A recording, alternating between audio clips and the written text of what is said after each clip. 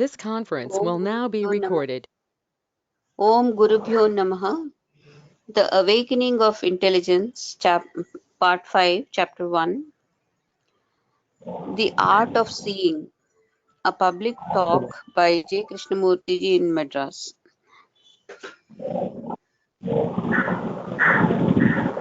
Yesterday's last paragraph. Today is 25th August 2021, page number 193. Page number 193. You can be a clever lawyer, a first-class engineer, or an artist, or a great scientist, but always within a fragment of the whole. I do not know if you see this, not because I describe it, but actually see what is taking place. The communists are doing it, the capitalists are doing it, everybody, parents, schools, education. They are all shaping the mind to function within a certain pattern, a certain fragment. And we are all concerned with bringing about a change within the pattern, within the fragment. ఇంతవరకు చదివాను. Next paragraph. So, how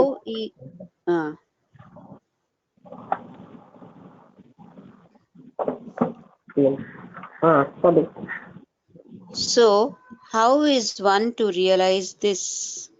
Not theoretically, not as a mere idea, but see the actuality of it. You understand? See the actual. అంటే ఒక వ్యక్తి దీన్ని ఏ విధంగా గ్రహిస్తాడు, థియరీగా కాదు, లేకపోతే ఒక సిద్ధాంతీకరణగా అలా కాకుండా యాక్చువల్ గా, అంటే సత్యంగా, not theoretically but actually. How is one to realize? The actual being, what is every day taking place and is spoken of in newspapers by politicians through culture and tradition, in the family. ఇంకా చదివిదా next line? ఒక్కరాదు ఇదే అనుకుంటాను.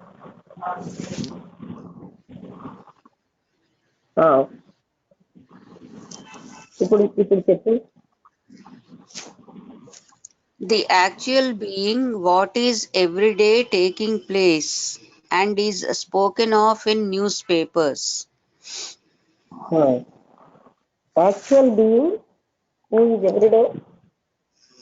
మళ్ళీ అక్కడ చెప్పండి. The actual being, what is every day taking place.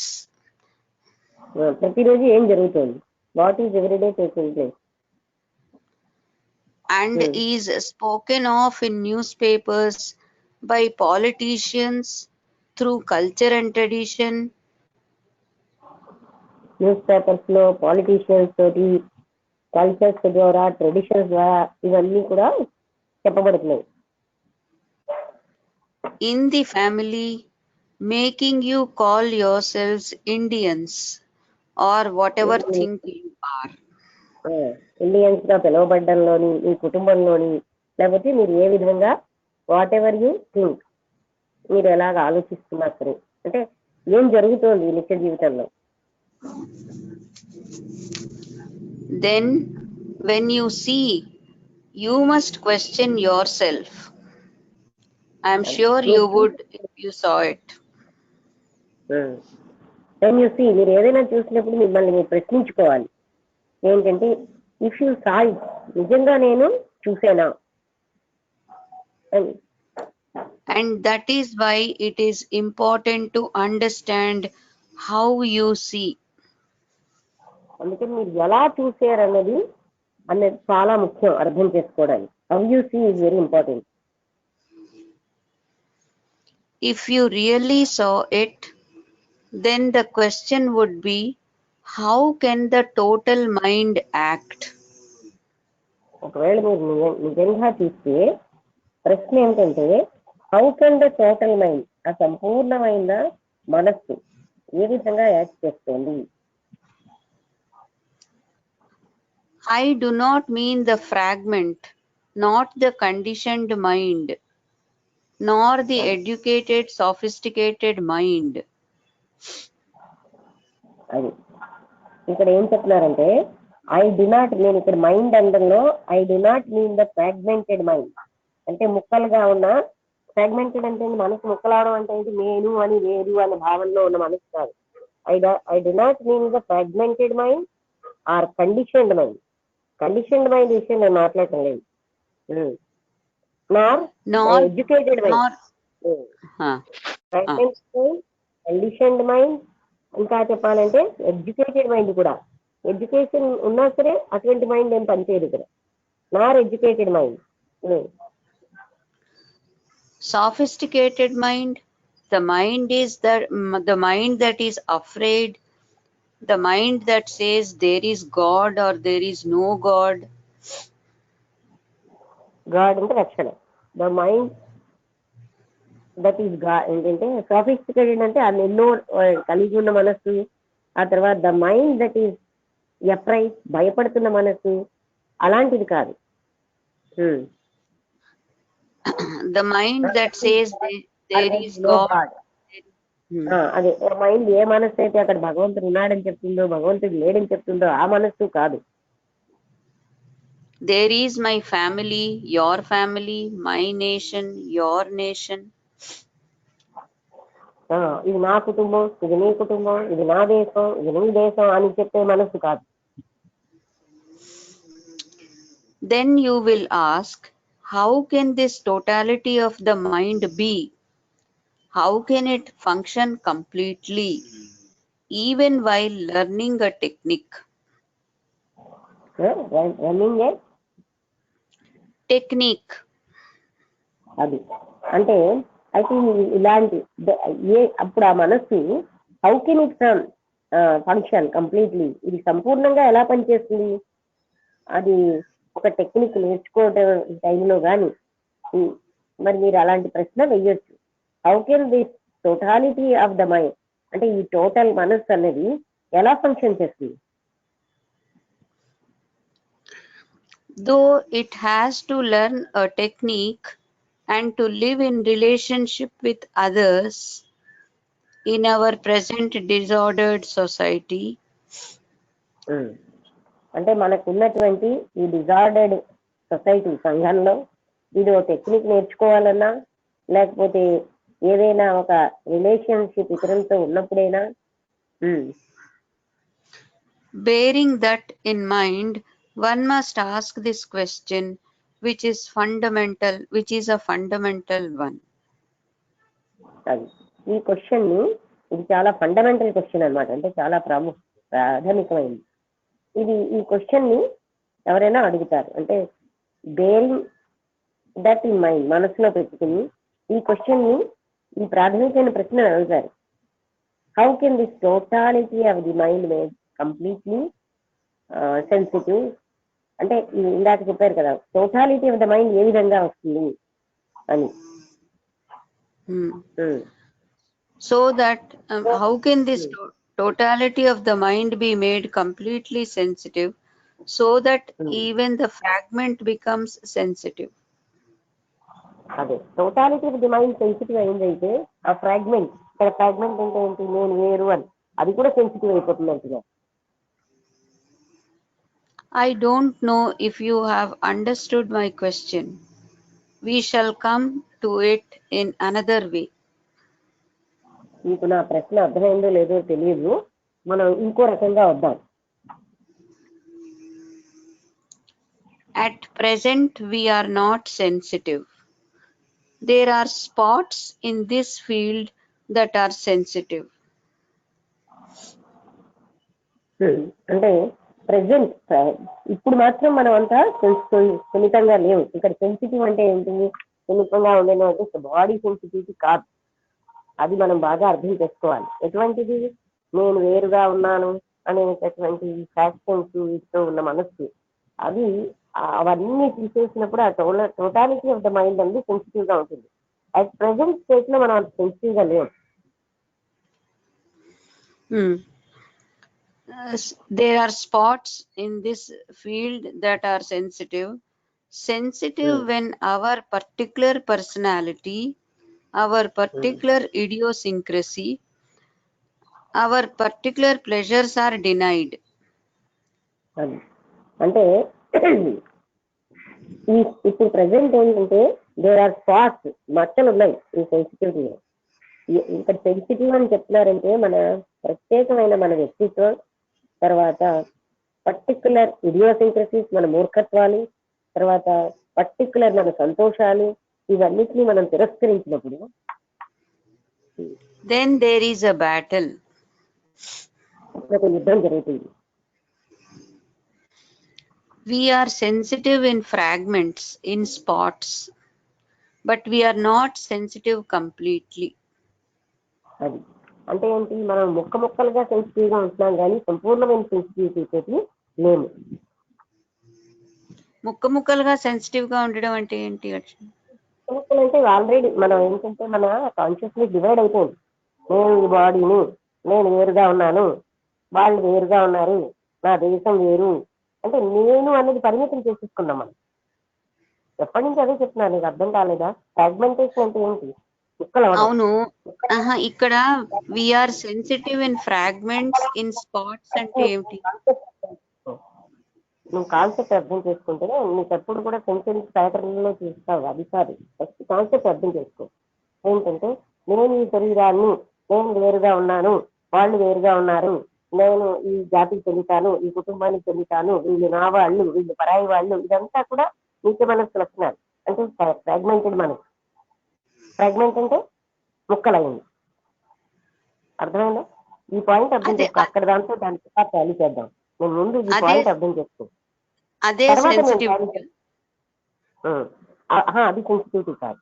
అలాగ ముక్కలైన మనస్సు, totality అయిన మనస్సుకి సెన్సిటివిటీ వస్తుంది. అప్పుడు ఫ్రాగ్మెంట్ కూడా వస్తుంది. కానీ ఇక్కడ ఫ్రాగ్మెంట్ కి సెన్సిటివిటీ లేదు కదా.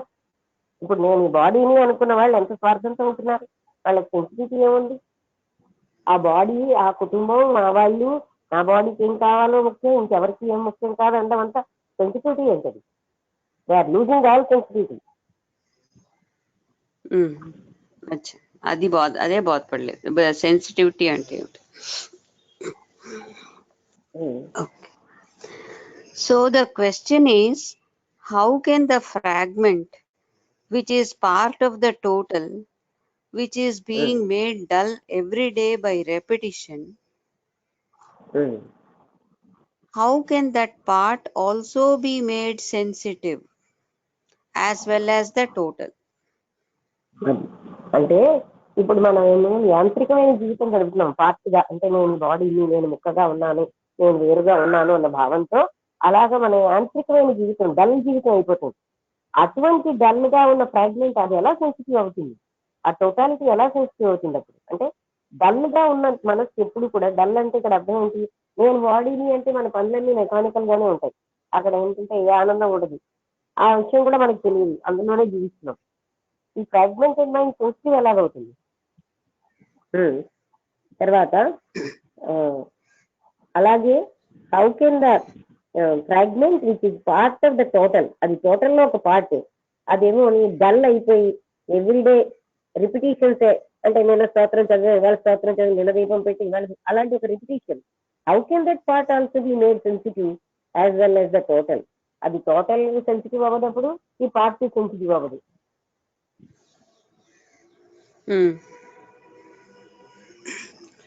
Is this question fairly clear? Do tell me. మీ అందరికీ క్లియర్ అయిందా అసలు ఈ క్వశ్చన్? ఎప్పుడు యాంత్రికంగా, ఇప్పుడు నేను భిన్నంగా బాడీ పరిమితంగా ఉన్నానన్న మనసు ముక్కలైన మనసు, నేను వేరుగా ఉన్నాను, శరీరం నేను అనుకున్న భావన, అదే కదా, దాన్నే మనం నీచ మనస్సు అంటాం ఫిలాసాఫికల్ సొసైటీలో. అటువంటి ఫ్రాగ్మెంటెడ్ మైండ్ సెన్సిటివ్ ఎలాగవుతుంది? అలాంటి ఫ్రాగ్మెంట్స్ తో కూడిన మైండ్, టోటల్ మైండ్ మళ్ళీ సెన్సిటివ్ ఎలాగవుతుంది? ప్రతి మైండ్ డల్ గా యాంత్రికంగా జీవిస్తుంది. So the totality of the mind is cannot be sensitive. Perhaps this is a new question to you. Probably you have never asked yourself about it. అది బహుశా ఇది మీకు ఒక కొత్త క్వశ్చన్ ఏమో, మీరు ఎప్పుడు ఈ ప్రశ్న మిమ్మల్ని మీరు అడుక్కోలేదు. Because we are all satisfied to live with as little trouble and conflict as possible. అది ఎందుకంటే మనం ఎంత తక్కువ ట్రబుల్తో వీలుంటే అంత ట్రబుల్తో తక్కువ కష్టంతో జీవించడానికి అలవాటు అయిపోయాం. అంటే మనం ఎప్పుడు కూడా ఏ రకమైన అంటే సంఘర్షణ కానీ ఏ ట్రబుల్ని ఇష్టపడం కనుక మనం ఈ ప్రశ్న అనే దాన్ని వేసుకోం.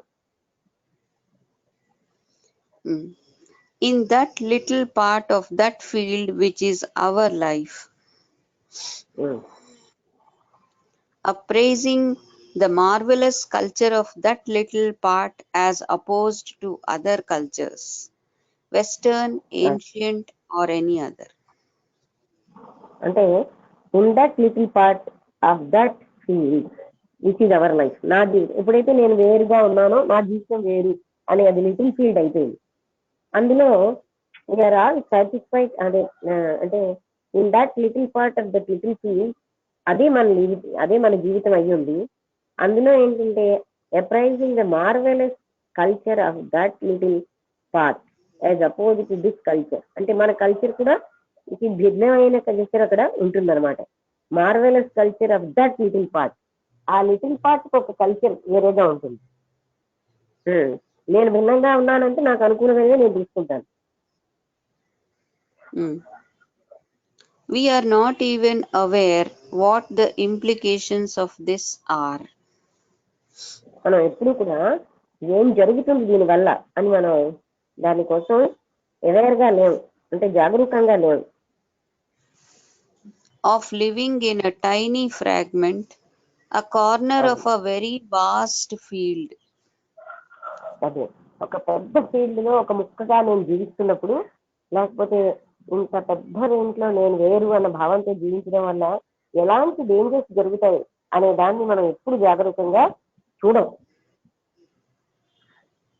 We don't see for ourselves how deeply we are concerned with the little part. మనం ఎప్పుడు కూడా ఎంతో డీప్ గా మన లిటిల్ పార్ట్ తో మనకి ఎంత కన్సర్న్ ఉంది అని ఎప్పుడు చూడం. And we are trying to find answers to the problem within that fragment, within that little corner of this vast life. మనం ఏం చేస్తున్నాం, ఇప్పుడు నేను వేరుగా ఉన్నాను అనేది అలాంటి భావన జీవించడం వల్ల ఎంత డేంజరు అనేది మనం ఎప్పుడు చూడం. మనం ఎప్పుడు కూడా ఈ లిటిల్ కార్నర్ ని అంటే అలాగే అంటే ఈ ఫ్రాగ్మెంట్ ఇలా నేను ముక్కగా జీవించడం వల్ల living at a tiny fragment, a corner of a very vast field, we don't see for ourselves how deeply we are concerned with the little part. అంటే మనం ఎంత పక్షపాతంగా ఎంత అంటే ఇప్పుడు నేను నా బాడీ అనే దానికి ప్రాముఖ్యత ఇస్తున్నదంతా మనం ఇంకా దేనికి ఇవ్వం అనే సంగతి మనం ఎప్పుడు చూడలేము. That fragment within that we are concerned with the little part and we are trying to find answers to the problem within the fragment. ఆ ఫ్రాగ్మెంట్ లో ఏ ఆన్సర్ ఏ క్వశ్చన్ వచ్చినా దానికి అక్కడ ఆన్సర్స్ చూస్తూ ఉంటాం. Within that little corner of this vast life, ఈ అనంతమైన జీవితంలో ఈ చిన్న కార్నర్ కి అంత ప్రాముఖ్యం ఇచ్చి మనం జీవిస్తున్నాం. We ask ourselves, how can the mind, which is now half asleep in this vast field, because we are only concerned with the little part, how can we become totally aware of this whole thing, become completely sensitive?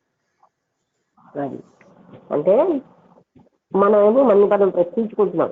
ఎందుకని? Because మనం ఎప్పుడు కూడా how can the mind, అంటే ఈ mind ఏంటి, సగం పడుకునే ఉంటుంది ఎప్పుడు ఇన్ ద వాస్ట్ ఫీల్డ్ లో ఇది పడుకునే ఉంటుంది. బికాస్ ఎందుకు పడుకునే ఉంటుందని చెప్తున్నారు, ఎప్పుడు మనం మన శరీరం మనము అనే పట్టించుకుంటాం, ఇంక ఏది పట్టించుకోవట్లేదు. ఈ వాస్ట్ ఫీల్డ్ అన్న దాన్ని పట్టించుకోవడం మానేసాం మనం, because we have no concern. How can the mind which is now half asleep in this vast field, because we are only concerned with the little part, how can we become totally aware of the whole thing? అంటే ఈ మొత్తం అంతటిని మనం ఏ విధంగా awareness కలిగి ఉంటాం? మనం total completely sensitive గా ఎప్పుడు అవుతాం? మనం ఎప్పుడూ ఈ శరీరమే అనే భావనలో బతుకుతున్న మనం ఈ టోటాలిటీ యొక్క అవేర్నెస్ మనకి లేకుండా జీవిస్తున్నాం. సో టోటల్లీ సెన్సిటివ్ మనం ఎప్పుడు అవుతాం అని అంటున్నారు.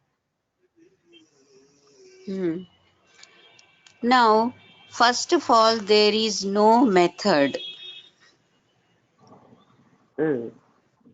ఎందుకంటే అది Because any method, system, repetition, or habit is essentially part of the corner of that field. అది అసలు చెప్పాలంటే దీనికి ఏమీ మెథడ్ లేదు. ఎందుకంటే ఏ మెథడ్ అయినా ఏ పద్ధతి అయినా ఏదైనా రిపిటేషన్ ఆఫ్ హ్యాబిట్ అన్నమాట. ఇది ఆ మొత్తం కార్నర్ అనేది part of the corner of that field. ఆ మొత్తం ఫీల్డ్ లో ఒక కార్నరే ఇది. In brackets, are we traveling together, taking a journey together, or are you falling behind? మీరు నాతో పాటుగా ముందుకు వస్తున్నారా, మనం అందరం కలిసి వెళ్తున్నావా, లేకపోతే మీరు వెనక్కి వెళ్ళిపోయారా? ఈ పాట ఇక్కడ మనకి అవసరమే. ఎందుకంటే ఆయన చెప్తున్నది ఏంటంటే నేను ఒక శరీరాన్ని అన్న భావంతో జీవించడం అనేది ఎంత డేంజర్ ని తెచ్చిపెడుతోంది. టోటాలిటీ ఆఫ్ అబ్జర్వెన్స్ మనకి లేదు, అందుకే మనకి totality of the mind sensitivity లేదు. అది దాని కారణం మనం ఎప్పుడు పార్షియల్ గా ఉంటాం. సార్ 3 అంతులు నిద్రపోతూనే జీవిస్తున్నాం అంటున్నారు. Because we are only seeing the fragment. ఈ బాడీనే పట్టించుకుంటాం కానీ ఇంకేం పట్టించుకోవట్లేదు, అందుకు మనం అలా అయిపోయాం. The first thing is to see the actual fact of the little corner and what its demands are. మొట్టమొదటి విషయం ఏంటంటే ఆ చిన్న కార్నర్ కి fact of the little corner and what it demands, దాని కోరికలు ఏంటి మనం చూడాలి. Then we can put the question, how can we make the whole field completely sensitive? ఈ మొత్తం ఫీల్డ్ అంతటిని మనం ఎలా సెన్సిటివ్ చేస్తాం అనేది ఇక్కడ ప్రశ్న. Because in that lies the only true revolution. ఎందుకంటే అందులో నిజమైనటువంటి విప్లవం ఉంది.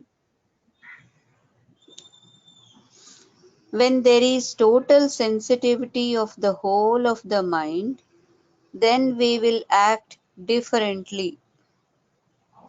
ఎప్పుడైతే మనకి ఆ whole of the mind sensitivity వచ్చిందో అప్పుడు మన యాక్షన్ వేరేగా ఉంటుంది. ఇప్పుడు చూడు, ఈ అందరు వినండి పాయింట్. ఇప్పుడు మనం ఉన్నదేంటి? నేను, నా బాడీ, నా మైండ్, నేను గొప్పగా ఉండాలి, నాకు మంచిగా ఉండాలి, ఇంటి. ఎప్పుడైతే ఆ టోటాలిటీ అవేర్నెస్ వచ్చిందో అక్కడ ప్రతి ఒక్కరితోటి మనకు సంబంధం ఉంటుంది, ప్రతి జీవితోటి ఉంటుంది. అప్పుడు ఏంటంటే మన ఐడియా, మన ఉద్దేశాలు, మన యాక్టివిటీస్ అన్ని మారిపోతాయి. ఆ టోటాల్ సెన్సిటివిటీ అనేది మనకు వస్తే టోటాలిటీ అవేర్నెస్ మనకు లేకుండా జీవిస్తున్నాం. నేను, నా బాడీ, నాకు సంబంధించి అంతే మనం ఫ్రాగ్మెంటెడ్ గా జీవిస్తున్నాం. సో మనం యొక్క జీవితంలో ఇలా ఉంటున్నాం. అందుకే మనకి మొత్తం totality of the mind awareness లేకుండా నిద్రపోతుంది మన మనసు. అంటే 99% నిద్ర ఒక ఫ్రాగ్మెంట్ తో జీవిస్తున్నాం. ఈ ఫ్రాగ్మెంట్ మైండ్ పోయి ఈ టోటాలిటీ అన్న మనసు మనకు వచ్చేసరికల్లా అప్పుడు ఏంటి? Because in that lies the only true revolution. అప్పుడు మాత్రమే మనకి నిజమైన విప్లవం మొదలవుతుంది. ఎందుకంటే నేను ఒక్క బాడీని దీన్ని చూస్తున్నాను అని. when there is total sensitivity the whole of the mind, then we will act differently. అప్పుడు ఏంటవుతుంది? మొత్తం అంతా నేను అనుకున్నప్పుడు మన యాక్షన్లు అన్ని మారిపోతాయి. ఒక్క నా ప్రగతికి ఆలోచించడం, నా ఆకలి ఆలోచించడమే కాదు, I think of everybody. Our thinking, feeling will be wholly of a different dimension. మన ఒక థింకింగ్, ఫీలింగ్ ఇప్పుడు ఏంటి? ఈ బాడీ పట్టుకుని వెళ్ళాడుతున్నాం, ఇది నేను దానికి వ్యాసము అని జీవిస్తాం. ఎప్పుడైతే మీకు ఆ టోటల్ కాన్షియస్నెస్ అంటే ఆ హోల్ థింగ్ అన్నది వచ్చేసిందో అప్పుడు నా ఆలోచన, నా ఫీలింగ్ అన్ని వేరే డైమెన్షన్ లో పనిచేస్తాయి. But there is no method. అదొక్కటి ఏం చెప్తాం. Don't say, how am I to arrive, achieve, become sensitive? అంటే దానికి ఏం పద్ధతి లేదు. అప్పుడు మీరేం అనకండి, నేను ఏ విధంగా అని అంటే తెలివి తెచ్చుకుంటాను, ఎక్కడి నుంచి బయలుదేరాలి, ఎలా సెన్సిటివ్ అవుతాను, ఇలా అడగండి.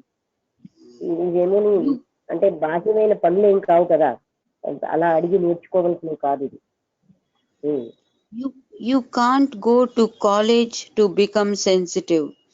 You can't read books or be told what to do to become sensitive. అది దీనికి ఏ కాలేజెస్ లోని మీకు ట్రైనింగ్ ఇవ్వరు, అందుకని మీరు కాలేజ్ కానీ. హలో హలో, వినిపిస్తుందా? వినిపిస్తున్నది బాగా.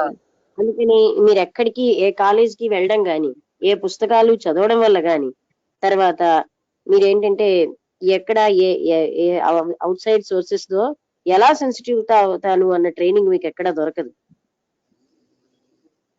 This is what you have been doing within that corner of the field. అది and you have become more and more insensitive. మనం అందరం ఈ ముక్కగా అంటే నేను బాడీని అనే భావంతో జీవిస్తూ అలాంటి పనులే చేస్తూ ఉంటాం. ఎక్కడికి వెళ్ళి అక్కడికి వెళ్ళి పర్సనాలిటీ ట్రైనింగ్స్ తీసుకుంటాం. దానివల్ల ఇంకా ఇన్సెన్సిటివ్ అయిపోతున్నాం. And it has made you more and more insensitive, which can be seen in your daily life with its callousness, brutality, and violence. అది మన నిత్య జీవితంలో మనం ఎంతో బద్ధకంగా, బ్రూటల్ గా, తర్వాత హింసాత్మకంగా ఉంటున్నాం. In brackets, I do not know if you have seen the pictures in magazines of the American and Vietnamese soldiers being wounded. మీరేమో వాళ్ళు ఏ విధంగా గాయపడ్డారన్న పిక్చర్స్ మీరు చూసారో లేదో నాకు తెలియదు. You may see it and say, I am so sorry. But it has not happened to you, not to your family, not to your son. అది మీరేమనుకుంటున్నారు, ఆ వియత్నామీస్ అమెరికన్ సోల్జర్స్ కి ఇలాంటి దెబ్బలు తగిలే, నాకేం తగలే, నా కుటుంబం వాళ్ళకి ఏం తగలే అని మీరు ఫీల్ అవుతున్నారు. So we become callous because we are functioning, living, acting within the small, petty little corner of a distorted field. అంటే మనం ఏమని ఎందుకు కాలస్ గా ఉంటున్నాం అంటే, కాలస్ అంటే బద్ద అంటే ఒక రకమైన మోటు బారిన వాళ్ళలా అయిపోయాం. మనం ఏంటి, మనకేం జరగలేదుగా, వాళ్ళకేదో జరిగింది, అది దట్ ఈస్ కాలస్నెస్. అలాగే మనం జీవిస్తున్నాం. తర్వాత మనం పనులు అలాగే చేస్తున్నాం, మన యాక్షన్స్ అలాగే ఉంటుంది. నేను బాడీని అనే దాంట్లోనే బతుకుతున్నాం. డిస్టార్టెడ్ ఫీల్డ్ అది. Next paragraph. There is no method. Please do realize this. దానికి ఏం పద్ధతి లేదు, ఈ విషయాన్ని మీరు గ్రహించండి. Because when you realize it, you are free of the enormous weight of all authority, and so free of the past. ఎప్పుడైతే ఇది ఎవ్వరూ మనకి చెప్పలేరు, దానికి ఏం పద్ధతి లేదు, ఏమిటి తెలియడానికి సెన్సిటివ్ అవ్వడానికి, దీన్ని మీరు గ్రహించండి. మీరు ఎప్పుడైతే గ్రహిస్తారో you are free of the enormous weight of all authority. Authority వీళ్ళు వాళ్ళు చెప్పినవన్నిటిని మీరు పక్కన పెట్టేస్తారు. And free of the past, గతాన్ని కూడా వదిలేస్తారు. I don't know if you see this. మీరు ఇది చూసారని నేను అనుకోను. The past is implicit in our culture, which we think is so wonderful. ఈ గతం అన్నది మన సంస్కృతిలో ఉంది, ఇది మనం చాలా అద్భుతమైన దానిగా అనుకుంటున్నాం. The tradition, the beliefs, the memories, the obedience to it. మన ట్రెడిషన్, సాంప్రదాయం, నమ్మకాలు, మన జ్ఞాపకాలు, దానికి మనం నమ్రతగా ఉండడం, ఇవన్నీ కూడాను మనం ఇదంతా పాస్ట్ అన్నమాట. and all that is put aside completely, forever, when you realize there is no method of any kind to bring freedom from the little corner.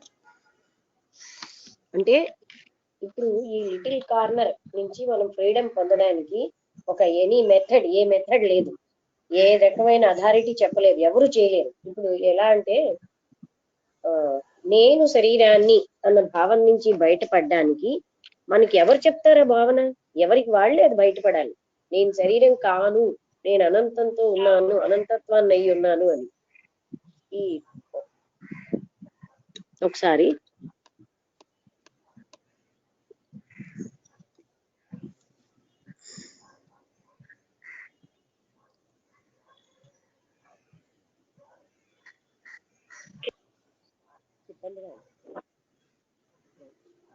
అంటే అర్థం వినబడుతోందా? ఆ, బాగా వినిపిస్తుంది. అంటే ఇది నేను అనంతమైన స్థితిలో ఉన్నాను, నేను ఒక శరీరానికి పరిమితమై లేను అని తెలియాలి అంటే అది ఎవరైనా చెప్తే అవుతుందా? అది ఎవరికి వారే అది తెలుసుకోవాలి. ఒక పుస్తకాల్లో ఉండదు, ఎవరు ట్రైనింగ్ ఇవ్వడం వల్ల రాదు. ఇది మనం గ్రహించాలి. But you have to learn all about the little corner. అది మీ లిటిల్ కార్నర్ అంటే దట్ ద బాడీ, నేనే శరీరాన్ని అన్న భావనలో ఉన్న నేను, ఆ లిటిల్ కార్నర్ ని మనం అంతా తెలుసుకోవాలి. But you have to learn about, మీరే మీ లిటిల్ కార్నర్ కోసం తెలుసుకోవాలి. Then you are free of the burden which makes you insensitive. ఇలా చేస్తే నువ్వు ఇలా అవుతావు అని చెప్పినవన్నీ మనకి బర్డెనే. అవన్నీ మన ఇన్సెన్సిటివ్ చేస్తున్నాయి, అంటే సెన్సిటివిటీ లేకుండా చేస్తున్నాయి. కనుక ఎవరంతటి వాళ్ళు చేస్తున్నప్పుడే మనం ఈ ఇన్సెన్సిటివ్ అయ్యే బర్డెన్ నుంచి ఫ్రీ అయిపోతాం. Then you are free of the burden which makes you insensitive. అయిపోయింది కదా, చదివేశాను. Soldiers are trained to kill, practice day after day, day after day, ruthlessly, so that they have no human feeling left at all. అంటే సైనికులకి చంపడం అన్నది శిక్షణ ఇస్తారు. అదే ప్రతిరోజు వాళ్ళేమో ఇన్సెన్సిటివ్ చేస్తున్నాయి కాబట్టి, అంటే డే ఆఫ్టర్ డే, రోజు తర్వాత రోజు ఏ రకమైన అంటే దయాహీనంగా చంపిస్తూ ఉంటారు మనుషుల్ని. అది అంత వాళ్ళకి ఏ ఫీలింగ్ అనేది లేకుండా. And that is the type of thing which is being done to each one of us every day, all the time, by newspapers, by political leaders, gurus, by the Pope, bishops, everywhere all over the world. వాళ్ళకి ఎలాగైతే training ఇచ్చి చంపడం అన్నదానికి వాళ్ళని అంటే దయా దాక్షిణ్యం లేకుండా అయిపోతున్నారు, మనము ప్రతిరోజు న్యూస్ పేపర్స్, ఈ గురువులు చెప్పిన మాటలు, ఈ పోపులు, ఆ తర్వాత ప్రత్యేకంగా మనకి మీడియా చెప్పినవి అన్నింటితోటి మనం కూడా అలాగే అయిపోతున్నాం డే బై డే. అంటే ఎంత సెన్సిటివిటీ వెళ్ళిపోయింది. అవి చచ్చిపోతారు, చచ్చిపోను ఏం చచ్చిపోలేదు కూడా పర్వాలేదు, 10 మంది చనిపోయారు ఇక్కడ, అంతే రోజు ఉంటాయి చచ్చిపోయే మార్పులు, అలా అంత ఇన్సెన్సిటివ్ అయిపోయింది మనకు. Now, as there is no method, what is one to do? అంటే మెథడ్ ఏమీ లేదు కదా, మరి ఒక వ్యక్తి ఏం చేయాలి? Method implies practice, dependence, your method, my method, his path, and another's path. Method అనే దాంట్లో అంటే ఒక పద్ధతి. మెథడ్ ఇంప్లైస్, అందులో ప్రాక్టీస్ ఉంటుంది, రోజు మనం సాధన. అందులో ఏంటంటే ఆధారపడ్డ ఉంది, నీ మెథడు, నా మెథడు, అలాగే నా మార్గం, ఇంకొకళ్ళ మార్గం, నా గురువు, అలా మొదలు పెడతాం. ఈ గురువు చెప్పు తెలుసు, ఆ గురువు చెప్పు. My guru who knows a little better, this guru who is phony, that guru who is not. But all gurus are phony. You can take that for granted right from the beginning, whether you are Tibetan Lamas or Catholics or Hindus. అది అన్ని phonic అంటే ఏంటంటే just మరొకసారి చూడవా అది మనం చూసాము అంటే ఫోనీ అంటే జ్ఞాపకం చదివాంలే. ఫోనీ అంటే చదివాం, ఫాల్స్ అని చదివాం. అంటే ఈ గురువా నా గురువా టిబెటియన్ గురువా కేథలిక్ గురువా హిందూ గురువా అందరూ ఫాల్స్ అని. All of them are phony because they are still functioning in a very small part of a field that has been spat on and trodden upon and destroyed. అది వీళ్ళందరూ ఎందుకంటే falls వాళ్ళందరూ ఏంటంటే ఒక చిన్న పార్టీలోనే ఫంక్షన్ చేస్తున్నారు. అది ఆల్రెడీ దాన్ని అది ట్రాడెన్ అపాన్ ఆ దారిలోంచి వెళ్ళిపోయారు, అది పాడైపోయింది, నాశనం అయిపోయింది కూడా. అందుకని వాళ్ళందరూ చెప్పేవన్నీ falls. What is one to do? You understand my question now? అంటే ఇప్పుడు ఏం చెయ్యాలి, నా ప్రశ్న మీరు అర్థం చేసుకున్నారు కదా అని అడుగుతున్నారు. The problem is this: we don't know the depth and the immensity of the mind. మనకి మనసు యొక్క లోటు కానీ దాని యొక్క విశాలత్వం కానీ మనకు తెలియదు. ఇమ్మెన్సిటీ అంటే దాని వాస్తవం.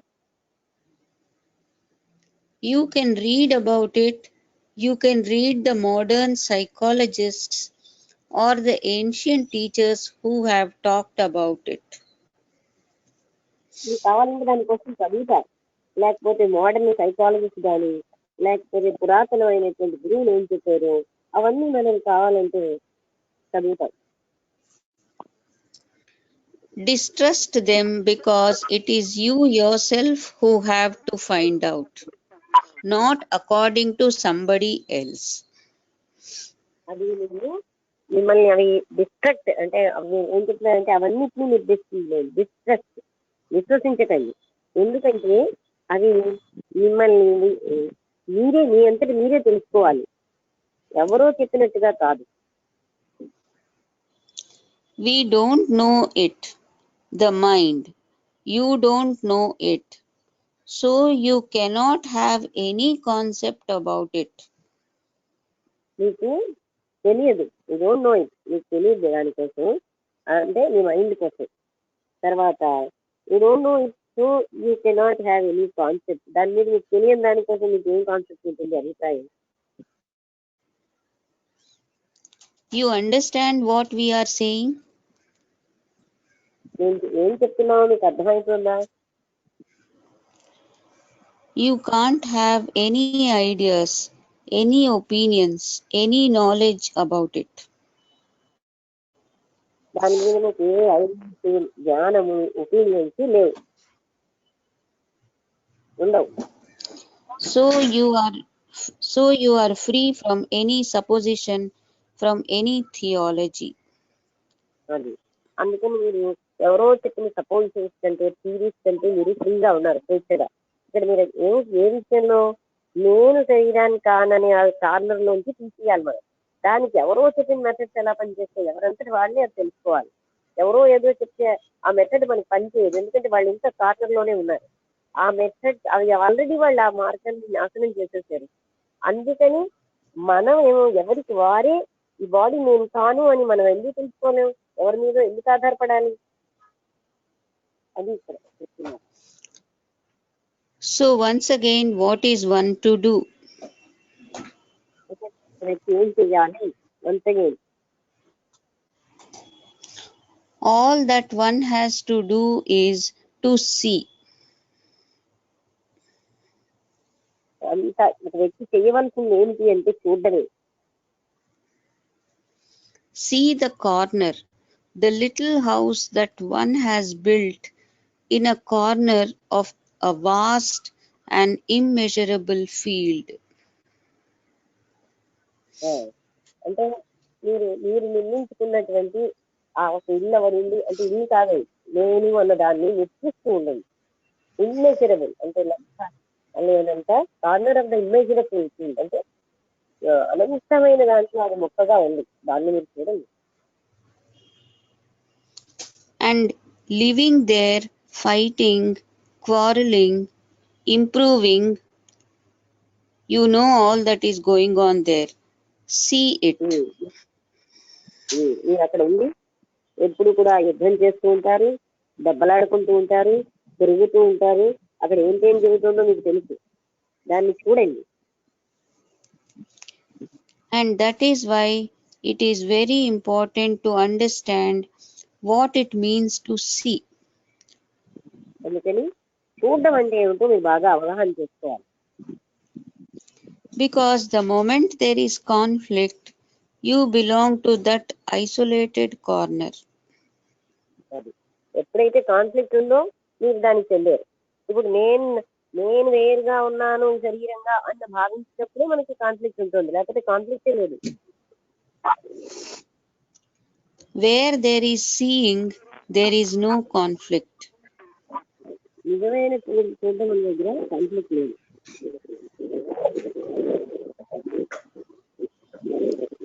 That is why one has to learn from the very beginning. No, not the beginning, but now to see. ప్రతి బిగినింగ్ నుంచి నేర్చుకోవాలంటే కాదు, బిగినింగ్ కాదు, ఇప్పుడే నేర్చుకోండి, ఇప్పుడే చూడడం నేర్చుకోండి అంటున్నారు. చూడడం అనేది అంటే ఇప్పుడే రావాలి, Not రేపు కాదు. tomorrow. Not tomorrow, because there is no tomorrow. అందుకని టుమారో అంటే రేపు కాదు, రేపు అన్నది లేదు. ఇది only Because there is no tomorrow, it is only search for pleasure or fear or pain that invents tomorrow. అంటే ఈ పెయిన్, సెర్చ్ ఫర్ ప్లెజర్ కోసం, అంటే సంతోషం కోసం వెతుకులాట, బాధ, దీనికే టుమారో అన్నది ఉంది. అసలు టుమారో అన్నది లేదంటున్నారు, రేపు అన్నది లేనే లేదు. Actually, there is no tomorrow psychologically, but the brain, the mind has invented time. Psychological గా అసలు టుమారో అన్నది లేనే లేదు. ఆ బ్రెయిన్ ఏమో టైంని ఇన్వెంట్ చేసి కనిపెట్టింది. But we shall go into this later. ఈ విషయం మళ్ళీ మనం ఇంకోసారి వెళ్దాం, దీంట్లో చూద్దాం. So what one has to do is to see. అయితే ఒక వ్యక్తి చెయ్యవలసింది ఏంటి అంటే చూడడం. You cannot see if you are not sensitive, and you are not sensitive if you have an image between you and the thing seen. ఒక మీరే కానీ sensitive గా ఉంటే మీరు చూడలేరు. అదే కాకుండా మీకు చూసే వస్తువుకి మధ్యలో ఒక ఇమేజ్ ఉన్నా మీరు కరెక్ట్ గా చూడలేరు. Do you understand? మీకు అర్థమైందా? So seeing is the act of love. Madam అర్థం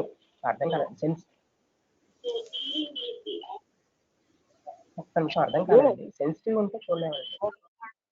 మీరు చూడండి, మీరు చూడడం వల్ల ఆ చూడడంలో మన ఇమేజ్ ఉంటుంది. ప్రతి వ్యక్తి విషయం, ప్రతి వస్తువు విషయంలో ఒక ఇమేజ్. ఆ ఇమేజ్ మధ్యలో పెడితే మళ్ళీ చూడడం సంభవించదు. ఇమేజెస్ లేకుండా చూడండి అంటున్నారు. చూడడం వల్ల మాత్రమే ఆ నేననేది పోగొట్టుకోవడం, అంటే కార్నర్ లోంచి మనం అనంతత్వంలోకి ఎలా రావాలి అంటే ఓన్లీ బై సీయింగ్. ఎవరిలో గురువులు చెప్పిన వాక్యాల వల్ల రాదు, వాళ్లే అది పొందలేకపోయారు. ఆ మార్గం నాశనం అయింది. అందుకని మీకు మీరే చూడండి. ఈ కార్నర్ అనే దాంట్లోంచి బయటకు రావడం అంటే నేను బాడీని అన్న దాంట్లోంచి బయటకు వచ్చేయాలి. అప్పుడు మాత్రమే ఆ రావడం అన్న దానికి మీరు చూడడం ఒకటే మీ చేతుల్లో ఉంది. ఆ చూడడం అనేది ఎలాగా అంటే ఇమేజ్ పెట్టుకుని కాదు. మీకు ప్రతి వస్తువు మీద, ప్రతి వ్యక్తి మీద ఇమేజ్ ఉంటుంది. మీ మీద ఇమేజ్ లేకుండా చూడవాలి. So seeing is the act of love. అది ఆ చూడడం అనే దాని వల్లే ప్రేమ అన్నది ఉంటుంది. అది act of love. You know what makes the total mind sensitive? Only love. ఈ మొత్తం మనసు సెన్సిటివ్ ఎలాగవుతుంది? కేవలం ప్రేమ వల్ల. You can learn a technique and yet love. మీరు ఒక టెక్నిక్ నేర్చుకున్నారు, మీరు ప్రేమించగలరు. But if you have a technique and no love, you are going to destroy the world. మీకు టెక్నికే ఉంది, లోపల ప్రేమ లేకపోతే మీరు ఈ ప్రపంచాన్ని సర్వనాశనం చేస్తారు. Do watch it in yourselves, sirs. Do get into it in your own minds and hearts, and you will see it for yourselves. అందుకని మీరు మిమ్మల్ని మీరు వాచ్ చేసుకోండి. Do get in to in your own mind, మీ own మనసుల్లోకి, హృదయాల్లోకి వెళ్ళి, అండ్ మీ అంతటి మీరే వెళ్ళండి, అంతేగాని ఎవరి సహాయం తీసుకోవద్దు. మిమ్మల్ని మీరు చూసుకోండి. ఫర్ యువర్ సెల్ఫ్, మీకు మీరే. Seeing, observing, listening, these are the greatest acts. చూడడం, అబ్జర్వ్ చేయడం, వినడం, ఇవి చాలా గొప్ప అద్భుతమైనటువంటి పనులు. Because you cannot see if you are looking out from that little corner. ఒకవేళ మీరు ఆ నేను అనే కార్నర్ లోంచి, ఆ చిన్న కార్నర్ లోంచి చూస్తే మాత్రం మీరు చూడలేరు. You cannot see what is happening in the world, the despair, the anxiety, the aching loneliness, ఇంకా చాలా. అంటే మీరు ఆ మొత్తంలో ఏం జరుగుతుందో మీరు చూడలేరు. ఎంత నిస్పృహ ఉంది, అలాగే వాళ్ళు ఎంత ఆతురత, ఎంత ఒంటరితనం, తర్వాత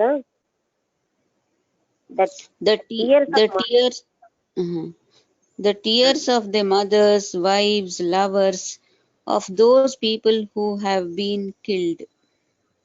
అది అంటే తల్లులు యొక్క కన్నీళ్ళు, భార్యలు, ప్రేమికులు, తర్వాత ఎవరైతే చంపబడ్డారో వాళ్ళకి సంబంధించిన వాళ్ళు, వీళ్ళందరూ ఎంత ఏడుస్తున్నారన్నది మీరు, అంటే ఈ దుఃఖం ఇదంతా మీరు చూడటం లేదు. ఎప్పుడు నేను నాన్న గోలలో పడిపోయి మొత్తం అంతటిని మనం ఎప్పుడు చూడటం లేదు.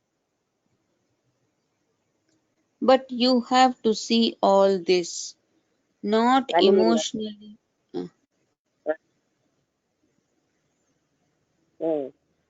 Not emotionally, not sentimentally. Emotional గా చూడకండి, సెంటిమెంటల్ గా చూడకండి. చూడడం అంటే అది కాదు. అలాగే తెలుసా, No, not saying, well, I am against war or I am for war. నేనేమో యుద్ధానికి వ్యతిరేకంగా ఉన్నాను, నేను యుద్ధానికి రావాలని కోరుకుంటా, ఇలాంటివి ఏం చెప్పకుండా చూడడం నేర్చుకోండి. As that sentimentality and emotionalism are the most destructive things. ఎందుకంటే అలాంటి సెంటిమెంటాలిటీ కానీ, అలాంటి ఇమోషనలిజం కానీ, అది కేవలంగా వినాశకరమైన విషయాలు, destructive things. They avoid facts and so avoid what is. వాళ్ళేమో అవన్నీ సత్యం లేకుండా చేస్తాయి, అంతేకాకుండా ఏంటైతే రియల్ గా ఉందో అది లేకుండా చేస్తాయి. So the seeing is all important. ఇక్కడ ముఖ్యమైనది ఏంటంటే చూడడం. The seeing is the understanding. చూడడంలోనే అర్థం అవ్వడం అనేది ఉంది, అవగాహన ఉంటుంది. You cannot understand through the mind, through the intellect, or understand through a fragment. మీరు మనస్సుతో కానీ, బుద్ధితో కానీ, ఒక ఫ్రాగ్మెంట్ అంటే నేను వేరనే బుద్ధితో కానీ మీరు ఇదేమీ అర్థం చేసుకోలేదు. There is understanding only when the mind is completely quiet, which means that when there is no image. అంటే ఈ అండర్స్టాండింగ్ ఎప్పుడు సంభవం అంటే, ఎప్పుడైతే మీ మనసు పూర్తిగా ప్రశాంతంగా ఉండి అక్కడ ఇమేజ్ ఏమీ లేకుండా ఉన్నప్పుడే ఇది సంభవం. ఇక్కడికి మనం అంటే ఈ విషయం మీద మనం ఒకసారి ఆలోచిద్దాం. ఎందుకంటే తర్వాత మిగతా చదువుదాం. ఇది చాలా అనుకోవడం. ఇక్కడ కాపుదామా? ఓకే. ఇప్పుడు చూడండి, ఈ బ్యారియర్స్ అంటే మనం ఎప్పుడు నేను వేరు అనే ఒక బ్యారియర్ పెట్టుకుంటున్నాం. ఈ అడ్డంకులు పెట్టుకోవడం, దీనివల్ల దేహభావం అంటాము, అదే వినాశనానికి కారణం. దానివల్ల మొత్తం అంతటినీ మనం చూడలేకపోతున్నాం. నేను నా బాడీ గోలే తప్ప మొత్తం మనస్సు అన్న దాంతోటి మనం ఉంటేనే గాని అది అది అందరూ మీరు రియలైజ్ చేయట్లేదు అంటున్నారు ఆయన. ఎందుకంటే ఈ ఈ బాడీ అనే దాంట్లో గోళంలో ఉన్నప్పుడు ఫ్రాగ్మెంట్ అదే ముక్క అని అదే కార్నర్ అని అంటున్నారు. మనం ఏంటంటే టోటాలిటీ చూడలేము. మనది ఈ కార్నర్ నేను ఎన్నో సార్లు చెప్తాను. మన సంగతి వదిలేసి అంతా తీస్తే ఎంత దుఃఖం ఉందో, ఎంత బాధలు పడుతున్నారో మనుషులు. అన్యాయాలకి, అధర్మాలకి లోనై చెప్పుకోలేనట్టు ఉన్నారు. మనం ఇంకా చాలా నయంగా ఉన్నాం అనిపిస్తుంది అనమాట. అంటే అలా మామూలుగా చెప్తూ ఉంటాను. అలాగే ఈ కార్నర్ అన్న దాంట్లో కాకుండా చూస్తే ఎంత యాంగ్జైటీ, ఆతురత, బాధలు, కన్నీళ్లు ఎన్నున్నాయో మనకు తెలుస్తాయి. అంటే ఇక్కడ ఏంటంటే ఆ టోటాలిటీని మనం అర్థం చేసుకుంటేనే ఆ టోటల్ సెన్సిటివిటీ వచ్చినప్పుడే అప్పుడే మనకి రియల్ అయినటువంటిది ఉంటుంది. అంటే ఆ సీయింగ్ అన్న దానికి ఎప్పుడైతే ఫ్రాక్షన్ మైండ్ లో ఉన్నామో మనం టోటాలిటీని చూడలేం. అయితే దీన్ని ఎలా అధిగమించాలి? దీనికే కదా మనం ఇంటర్ దగ్గరికి వెళ్తున్నాం. ఎవరైనా చెప్తున్నారా నేను శరీరాన్ని కానన్న భావం ఎలా అధిగమించాలి? ఎవరికి వారే అధిగమించాలి. ఏమిటి చెయ్యాలి? దీనికి ఎక్కడికి వెళ్ళి ఏ కాలేజీలో ట్రైనింగ్ పొందకండి. ఏ మెథడ్స్ పనికిరావు. ఎందుకంటే ఏ గురువు చెయ్యలేని పని మీకు మీరుగా చేసుకోండి. అది కేవలంగా చూడడం వల్లే జరుగుతుంది. నేను అన్న దాన్ని చూస్తూ ఉండండి ప్రతినిత్యం. ఆ చూడడం వల్ల లేకపోతే మనం ఎంత మోటుగా అయిపోయామంటే అలా వాళ్ళు చనిపోయారు, అవును చనిపోయారులే, నా వాళ్ళు చనిపోలేదుగా, నేను ఇంకా బాగానే ఉన్నానుగా, వాళ్ళు అక్కడ అందరూ చనిపోయారు అంటే వెంటనే మన మనసు ఆలోచిస్తుంది, ఆ దేశంలో వాళ్ళు చచ్చిపోయారు, నేను చనిపోలేదుగా, నా వాళ్ళందరూ బాగున్నారుగా, ఇంతలాగా స్వార్థంగా ఆలోచిస్తున్నాం. అందుకే మనం కాలస్ అంటే ఏంటంటే మోటుగా అయిపోయాం. అంటే స్థూలమైపోయింది మన మనసు, మోటువాడిపోయాం మనం. మనం సున్నితత్వాన్ని కోల్పోయాం. ఎవరో పరాయి దేశం వాళ్ళుగా నాకేం కాదుగా అని ఆలోచిస్తున్నాం. అంటే ఎంత మోటుబారిపోయింది మన మనసు అని చెప్తున్నారు. అప్పుడు ఒక సైనికుడికిట యుద్ధంలో మనుషుల్ని చంపడం నేర్పిస్తారు. వాళ్ళకి ఏ రకమైన ఫీలింగ్ లేకుండా చంపడం అలవాటు చేసినట్టుగా మనం కూడా ఈ న్యూస్ పేపర్స్, టీవీలు, వార్తలు, 10 మంది మనుషులు చెప్పడాలు ఇవన్నిటితో ఎలా తయారయ్యామంటే అంతలాగా మోటుగా అయిపోయాం. చచ్చిపోయినా పర్వాలేదు, ఎవరో నేను బాగున్నానుగా, నా కుటుంబం వాళ్ళు బాగున్నారుగా అన్న స్థితికి దిగజారిపోయాం. అది అందువల్ల ఎంత డేంజరో మనం గ్రహించాలి. ఏమైపోయింది శరీర భావం వల్ల మనం ఎంత హాని చేసే క్రియాశీలం అయిపోయాం, హింసాత్మక మనుషులం అయిపోయాం. అంటే మనం ఎంత డేంజరస్ హ్యూమన్ బీయింగ్స్ అయిపోయామో మనకు తెలియట్లేదు. అందుకే అది టోటల్ రెవల్యూషన్ ఎప్పుడు వస్తుందంటే ఆ విషయాన్ని చూడాలి. నేను శరీరాన్ని అని పరిమితం అయిపోయానని అది చూడగలిగినప్పుడు అందులోంచి బయటకు వస్తాం. అప్పుడే రియల్ లవ్ వస్తుంది. ఆ రియల్ లవ్ ఉంటే అంతా మారిపోతుంది. ప్రేమ లేకే కదా మనుషుల్లో ఇప్పుడు ఒకరికి నువ్వు అందరినీ మనిషిలా చూడవయ్యా అని ఒకరికి చెప్పాల్సిన అధోగతి పట్టిందంటే వాడు మానవత్వం కోల్పోయేది. ఆ మానవత్వం కోల్పోయిన వాడికి నువ్వు మానవుడివయ్యా, నీకు మానవ లక్షణాలు ఉండాలని చెప్పాల్సిన అధోగతి వచ్చేసింది ఈ కాలం. ఎందుకంటే నేను నా అనే స్వార్థం ఆ కార్నర్ లో జీవించబట్టే మనిషి అందులోంచి బయట పడలేకపోతున్నారు. అది దాన్ని ఎలా ఎవరు ఏ గురువులు చేయలేరు, ఏ కాలేజెస్ ట్రైనింగ్ ఇవ్వవు, ఏ పుస్తకాల్లో రాసి ఉండదు. మీరే చేసుకోవాలి. అందులోంచి బయటపడి అనంతత్వం అయినటువంటి ఆ మనస్సుని మీరు చూడగలిగినప్పుడు మీ అది ఎలాగా అంటే ఓన్లీ ఎవరి వల్ల అది జరగదు. గురువులు ఎవ్వరూ చేయలేని పని మీరే తీసుకోవాలి. ఆ బాధ్యత మీరే తీసుకోండి. మిమ్మల్ని మీరు నిరంతరం చూసుకోండి. చూడడం అన్నది ఎలాగా అలా నిరంతరంగా అటెన్షన్ తో చూడండి. ఆ చూడడం వల్ల ఏం జరుగుతుందంటే మీలో ప్రేమ అన్నది సంభవిస్తుంది. అంటే ఆ నేను సెంటర్ పోతే ఉన్నదే ప్రేమ. ప్రేమ రహితులుగా మన అసలు సెంటర్ ఏమో ప్రేమ స్వరూపులమై ఉండి స్వార్థపూరితమైనటువంటి వ్యక్తులుగా తయారవడానికి కారణం శరీరం నేననే ఒక అసత్యంలో జీవిస్తున్నాం. అందుకని దాన్ని ఎలా అధిగమించాలి అంటే నిరంతరం దాన్ని చూడండి. మీరు ఏ విధంగా ఉన్నారనేది టోటల్ గా చూస్తూ ఉండండి. మిమ్మల్ని మీరు చూసుకోండి. అదొక్కటే మార్గం అని చెప్తున్నారు. ఇక్కడ మీకు ఏదైనా అర్థం కాకపోతే అడగండి. ఎందుకు ఈ పాయింట్ అసలు చాలా మందికి అర్థం కాదు. అంటే ఆయన చెప్పేది నేను మామూలు మన భావనలో కార్నర్ అని అంటే మూలగా జీవిస్తున్నారంటే అర్థం ఏంటి? నేను ఒక శరీరాన్ని అని జీవిస్తున్నావు. దాంతో ఏంటింది? ఇప్పుడు మనిషికి నువ్వు మానవుడివయ్యా, నీలాంటి వాడే ఇతరుడని నువ్వు నేర్చుకో అని చెప్పాల్సిన అధోగతి వచ్చేసింది. నేను నా సుఖం అది చాలు నాకు, ఇంకోటి ఎలా చస్తే నాకేంటి అనే స్థితికి దిగజారడానికి కారణం ఫ్రాగ్మెంటెడ్ గా ముక్కలుగా జీవిస్తున్నావు నేను వేరుగా అనే భావనలో.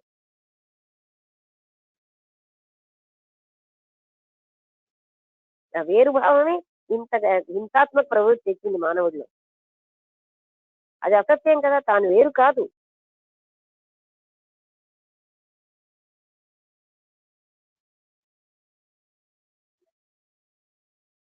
ఎన్ని చెప్పినా నేను వేరు నేను వేరు నేను వేరు అన్న భావం ఎందుకు పోవట్లేదు? అంటే వ్యక్తికి అదే రైట్ అన్న భావనలో జీవించడం బట్టే, అందుకే ఆ అసత్యమే సత్యం అని జీవించడం బట్టే నానా బాధలకి గురి అయ్యి తాను అంటే ఎంతో క్రూరాతి క్రూరుడిగా తయారైపోతున్నారు. ఒక మానవుడికి నీ పక్కవాడు నీలాంటి వాడే అని చెప్పాల్సిన బోధ చెప్పవలసిన పరిస్థితి వచ్చిందంటే ఎంత దిగజారిపోయారు మనుషులు.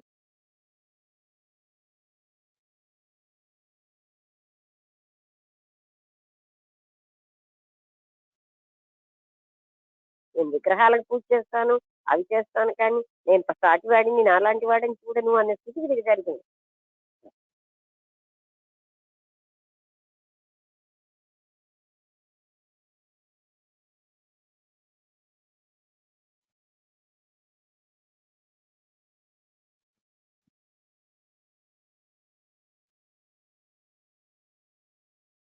వేరే మీకు అర్థం కాదు అడగండి, నేను దానివల్ల డిస్కషన్ మళ్ళీ అంటే చెప్తాను నేను ఏదైనా మీకు ఎక్కడ అర్థం కాకపోతే.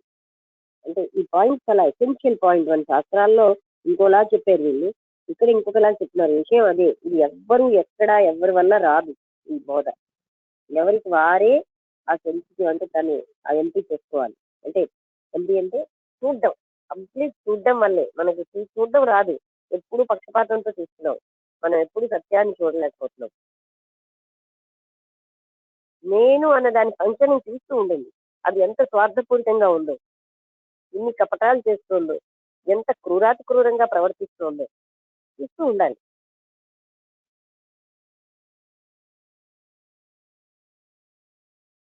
అర్థమైందా?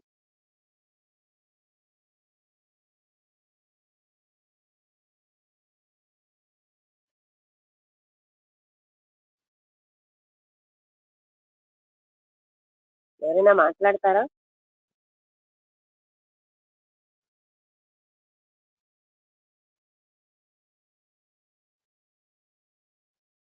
నమస్తే మేడం గారు. నమస్తే. అర్థమైందండి, బాగా అర్థమైంది. అంటే ఈ చూడడం వల్లే ఎంతో అవగాహన ఉంటుంది అనేటువంటి విషయం బాగా అర్థమవుతుందండి. నేను నా శరీరం అదే ఈ బాడీ అంతా కూడా పరిమితంగా చూసుకుంటాను తప్ప ఇదంతా కూడా అనంతత్వంతో కూడి ఉన్నది అనేటువంటి విషయాన్ని ఎవరూ కూడా గ్రహించలేకపోతున్నామండి. అందువల్ల ఏంటంటే ఈ ముక్కలుగా చూడడం బాగా అలవాటైపోయి ఎవరు స్వార్థంతో వాళ్ళు ఉండడం అనేటువంటిది బాగా ఎక్కువ అయిపోయి ఎన్నో రకాలటువంటి ప్రమాదాలు అవి కూడా జరగడం అనేటువంటిది బాగా ఎక్కువ అవుతుందండి.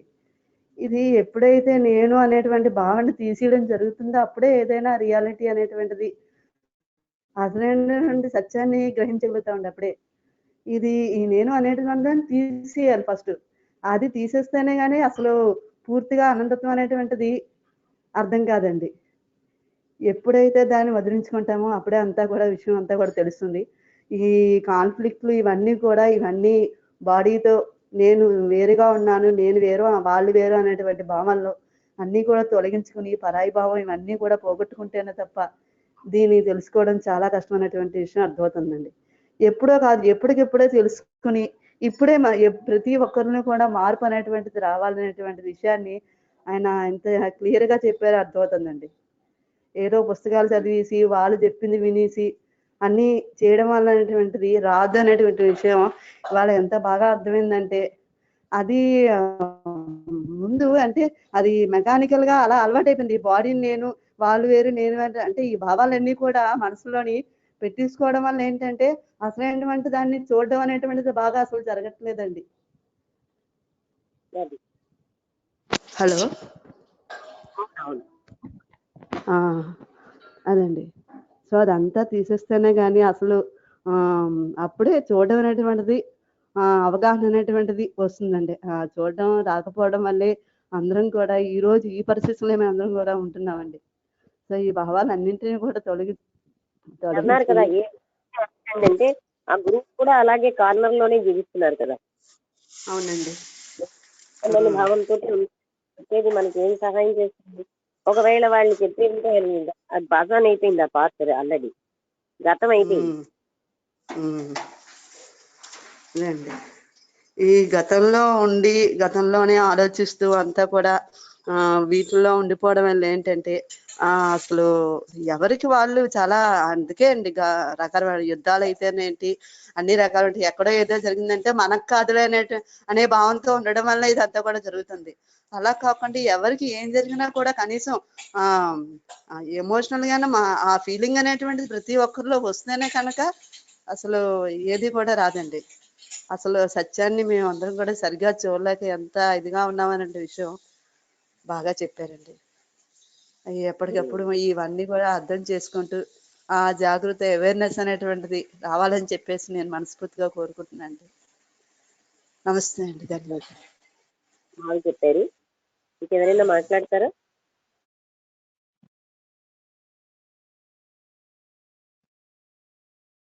ఓకే ఓకే, అందరికీ నమస్కారం. ముగించేద్దాం. అంటే ఈ పాయింట్ మాత్రం చాలా ముఖ్యమైన పాయింట్. నేను శరీరాన్ని అని అనుకున్నంత కాలం ఆ వ్యక్తి ఎప్పుడు క్రూరంగా జీవిస్తాడు, హింసాత్మకంగా. ఆ వ్యక్తిలో మనం చూస్తున్నాం కదా, వాళ్ళకి ఒక అంటే మనిషికి నువ్వు సాటి మనిషి పట్ల ప్రేమ చూపెట్టాలయ్యా అని చెప్పిన అధోగతి వచ్చేసింది. కారణం తాను ఒక చిన్న బాడీని, నాకు ఈ మొత్తం అంత సంబంధం లేదని జీవిస్తున్నాడు కనుక. ఆ స్థితి ఎప్పుడైతే వస్తుందో అప్పుడు ప్రేమ ఉన్నప్పుడే పరభావం ఉండదు. ప్రేమ రహితులు అయిపోయారు మనుషులు. కారణం తాను బాడీని అని ఐడెంటిఫై అయిపోవడం వల్ల కార్నర్ అయిపోయారు, చిన్న ముక్కగా జీవిస్తున్నారు. తాను అనంతుడై ఉండి తాను ముక్కగా జీవిస్తున్నాడు కనుకే అసత్యంలో జీవిస్తున్నాడు. అందుకే మనం ఏమని అడుగుతామంటే, నన్ను అసత్యం నుంచి సత్యంలోకి తీసుకెళ్ళవయ్యా అని ప్రార్థన మెకానికల్ గా చేస్తాం. నేను శరీరాన్ని అన్న భావనలో జీవిస్తున్నాను.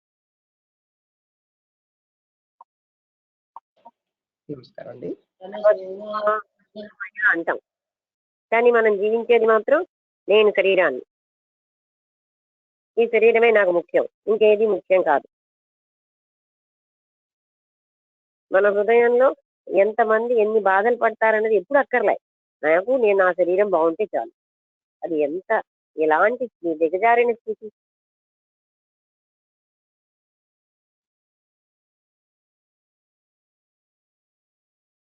ఓకే అండి, ఈరోజు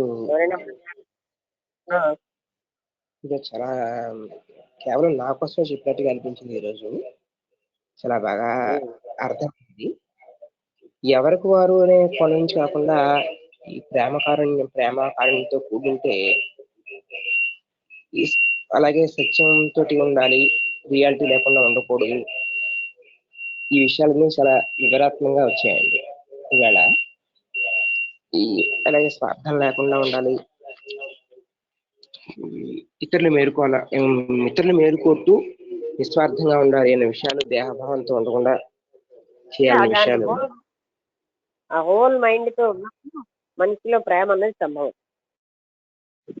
ఆ ప్రేమ ఉన్నప్పుడు వాళ్ళు ఏ పని చేసినా అది వాళ్ళకి చాలా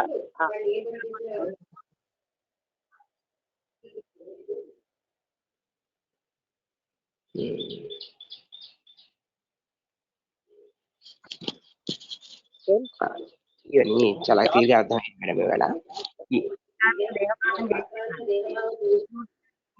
కార్నర్ లో ఎవరిని చూసుకోవడం వల్లే మీరు అందులోకి రాదు. మనం ఏం చేస్తామంటే కళ్ళు మూసుకుంటాం. మనం చేసేటటువంటి చెడ్డలు, మన అరాచకాలు ఏవి చూడం. ఎప్పుడు మనం మహామంచి వాళ్ళని చూసుకోవడం, పక్షపాతంగా చూసుకోవడం, ఇన్ని మచ్చలు ఉంచుకుని ఒక మచ్చని చూడం. అందుకే మనం ఎప్పుడు బాగుపడంటే మనం దాన్ని పరిగణించలేకపోతాం.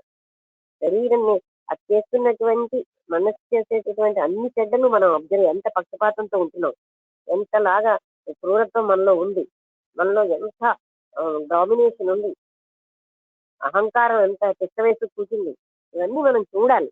చూస్తేనే పోతాయి.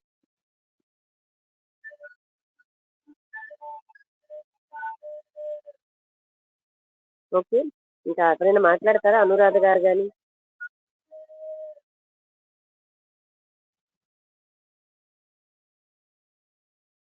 సరే, అందరికీ నమస్కారం, ముగించేద్దాం. మేడం నమస్తే అండి, చెప్తారా? అంటే బాగుంది మేడం క్లాసు. ఏంటంటే మీరు చెప్పింది బాగా అర్థమైంది. నేను అనే భావన వదిలించుకుంటే గాని మనం అందరితోని ప్రేమగా ఉండలేము అన్న విషయం అర్థమైంది మేడం. ఉమ్. ఈ రోజు ఖచ్చితంగా ఉంటుంది. క్లాస్ లో నేను అనేది అహంకారం మాత్రమే. ఆ అహంకారాన్ని వదిలించుకుంటే గాని మనసుకు ప్రశాంతత ఉండదు అనేది నాకు అర్థమైంది మేడం. అవును.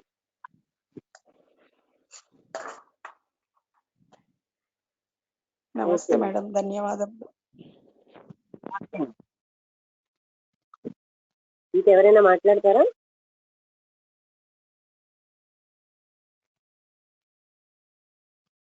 మేడం ఒక చిన్న డౌట్ అండి. ఇప్పుడు ఈ నేను అనేది వదిలించుకుంటే మనం గత జ్ఞాపకాలను కూడా కొంచెం కొంచెంగా వదిలించుకోవచ్చు కదా మేడం? ఇంకా పాస్టే లేదు. నేనన్నది ఎప్పుడైతే పోయిందో మీకు మొత్తం అందరితోటి ఏకభావం వచ్చింది. ఏ బాధ అయినా ఈ చరాచర జగత్ అంతా మీకు బాడీ పోయింది కదా, దేహంతో లంపటం ఉండదు. దేహం ఉన్నా దేహంతో లంపటం ఉండదు. ఇంకా పాస్ట్ ఏంటి అక్కడ? ఏమంటారు? అవును మేడం.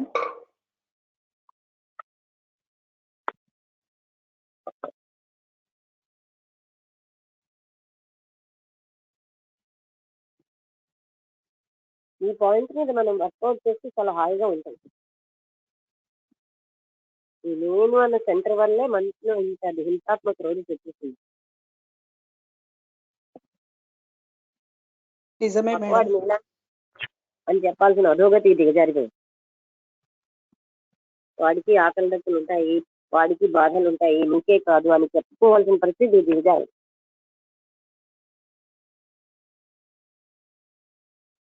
ఇంకొకటి మేడం, ఇంకొక విషయం నాకేమనిపిస్తుందంటే, ఇప్పుడు వార్తలు వింటాము, వార్తలలో ఎవరికో ఏదో ఆపద జరుగుతుంది, దాని గురించి థింక్ చేస్తాం కానీ మన చుట్టుపక్కల ఉన్న వ్యక్తులకు కూడా అలాంటి సంఘటనలు ఎదురవుతూ ఉంటాయి. అది మాత్రం పెద్దగా మన వాళ్ళు అనుకున్నప్పుడే మనం రియాక్ట్ అవుతాం మేడం. లేకపోతే ఇది కామన్ వెళ్ళే వాళ్ళకి అనుకుంటూ వెళ్ళిపోతూ ఉంటాము. అదే కదా అది కూడా పరిమితం అయిపోయాం. నేను నా కుటుంబం అనే ముక్కలుగా జీవించడం బట్టి కదా ఇలా జరుగుతుంది. ఆ ప్రేమ అందరి పట్ల ఎందుకు ముక్కగా మనం ఏమో జీవిస్తున్నాం. ఇంకొకటి నాకేమనిపించిందంటే మేడం, చెప్పండి. చెప్పండి మేడం. ప్రతిరోజు తమసోమ జ్యోతిర్గమయ అంటూ ప్రతిరోజు శరీరం నేనని కూరుకుపోతూ జీవిస్తాం అంటున్నాను. అదేమో మెకానికల్ గా మాట్లాడతాం, ఒక యాంత్రికంగా అనేస్తాం అంతే, మంత్రం లాగా. అవును.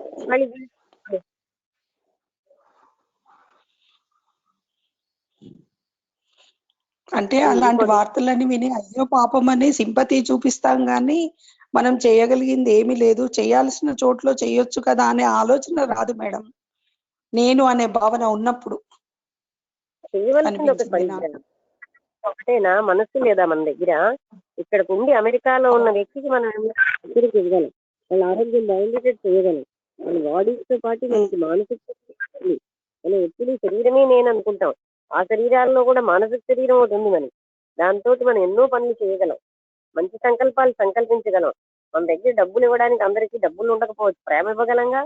అది లేకపోయిన దరిద్రంలో ఉంటున్నాం. బాడీతో వెళ్ళి చేసేయడమే చేయడమా? ఇవ్వాలని ఉంటే చాలు, ఇవ్వలేకపోయినా పర్వాలేదంటూ ఒక పాట వచ్చేది రేడియోలో. అంటే ఇవ్వాలనే బుద్ధి అయిపోయాను. అవును మేడం.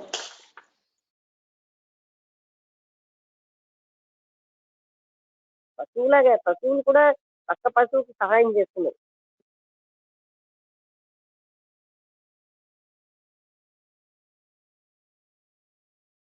పశువులు మనుషుల్లాగా మీరు అయిపోకండి అని చెప్పుకోవాల్సి వస్తుంది.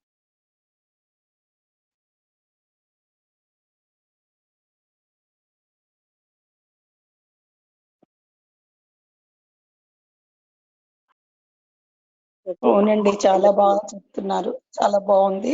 నమస్తే మేడం. ఎందుకని పశువులు ఏం కోరుతాయి? మానవ జన్మ వద్దు బాబు, ఇంత స్వార్థపూరితమైన మానవ జన్మ అని కోరేటట్టుగా మానవులు తయారయ్యారు.